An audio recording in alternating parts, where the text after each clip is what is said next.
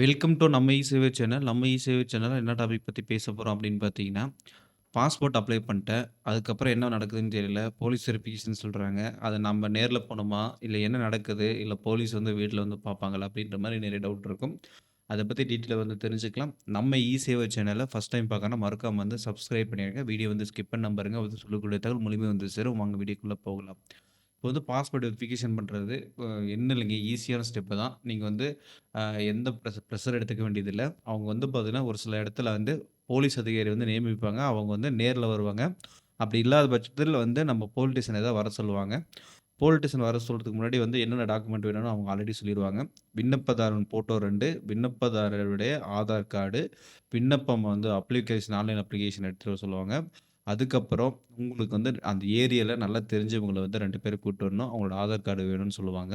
சரி அதெல்லாம் எடுத்துட்டு நீங்க வந்து அடுத்த நாள் காலைல போனீங்கன்னா, என்ன நடக்கும் அப்படின்னு சொன்னீங்கன்னா, உங்களுக்கு வந்து ஒரு லெட்டர் ஒண்ணு எழுத சொல்லுவாங்க. லெட்டர் வந்து என்னென்ன லெட்டர்னா, இது வந்து காவல் ஆய்வாளர் அவர்களுக்கு அப்படின்னு சொல்லி போட்டு எழுதுவாங்க. நான் எழுதுனது. இது உங்களுக்கு எக்ஸாம்பிளுக்கு போட்டுருக்கேன். இந்த மாரி இதில வந்து எந்த காவலு, எந்த மாவட்டம் அப்படின்னு போடணும். அதுக்கப்புறம் இவரு வந்து நாங்கள் கீழே பெயர் குறிப்பிட்டுள்ளவர். யாருன்னா விண்ணப்பதாரன் பெயர். இங்க வந்து விண்ணப்பதாரர் இருக்கு இல்லையா? விண்ணப்பதாரர் பெயர் வந்து போட்டு, அவங்களோட முழு பேரு, வசிப்பிடம் போட்டிருக்கு இல்லையா? அவங்க வந்து எங்களுக்கு வந்து எத்தன வருஷமா தெரியும் அப்படின்னு போடுங்க. தோராயமா போட்டா போதும். ஒரு 6 வருஷம், இல்லன்னா 5 வருஷம், இல்ல 2 ஒரு 10 வருஷம், 6 மாசம், 8 மாசம் அப்படி தேடி போடணும். அவங்களுக்கு வசிக்கிட முகவரி வந்து வசித்து வருகிறார்ன்றது இங்க அட்ரஸ் வந்து எழுதணும். அதுக்கப்புறம் இது வந்து இங்கு நேர்மையாகவும் மற்றும் நிரந்தரமாக வசித்து வருகிறார் என்பதில் எங்களுக்கு எந்த சந்தேகமும் இல்லை. ஏன்னா வந்து உங்க மேல வந்து குற்றம் எதனா இருக்கு அப்படின்னு சொல்லிட்டு அவங்க வந்து உறுதியளிக்கிறாங்க. அதுக்கப்புறம் அவங்களோட பெயரு, முகவரி, தொடர்பு எண்ணு, கையொப்பம், அவங்களுடைய ஆதார் கார்டு வந்து நம்ம வந்து இதில வந்து அட்டாச் பண்ணணும். இதுவும் வந்து 2 காப்பி வந்து ரெடி பண்ணணும். இது வந்து நீங்க டைரக்ட்டா வந்து அங்க போனீங்களே அவங்களே குடுப்பாங்க. ஒரு சில இடத்துல நீங்க வந்து எழுத சொல்லுவாங்க. எழுதுறவங்களுக்கு வந்து யூஸ் பண்ணிக்கோங்க. அதுக்கப்புறம் வந்து பார்த்தீங்கன்னா, எழுதி முடிச்சுட்டு குடுத்துட்டீங்கன்னா, விண்ணப்பதாரர் புகைப்படத்த வந்து பார்த்தீங்கன்னா, அவங்க வந்து விண்ணப்பம் அந்த நோட்ல வந்து மெயின்டெயின் பண்ணுவாங்க. அதில வந்து ஒட்டிப்பாங்க.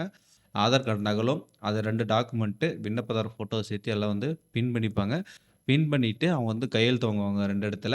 கையெழுத்து போட்டதுக்கு அப்புறம் என்ன நடக்கும் அப்டின்னா, 3 பேர நிக்க வச்சு, இப்ப வந்து ந விண்ணப்பதாரர் சென்டர்லயும் இந்த 2 பேர் வந்து பார்த்தீங்கன்னா, நான் அங்க தான் இருக்கேன்னு உறுதியளிச்சாங்க இல்லையா? அவங்க சென்டர்ல நிக்க வச்சு ஒரு ஃபோட்டோ வந்து எடுத்துப்பாங்க. அந்த ஃபோட்டோ எடுத்துட்டு, "சரிப்பா, நீ முடிஞ்சிச்சுப்பா" அப்படின்னு சொல்லிட்டு அனுப்பிச்சு விட்டுருவாங்க. ஒரு சில இடத்துல பணம் வாங்குறதில்ல. ஒரு சில இடத்துல அதுக்கு டாக்குமெண்ட் வந்து ஒர்க் பண்றதுக்கு பணம் வாங்குறாங்க. அது உங்களுக்கு எப்படி சௌகரியமா இருக்கோ, அந்த மாரி வந்து பண்ணிக்கோங்க.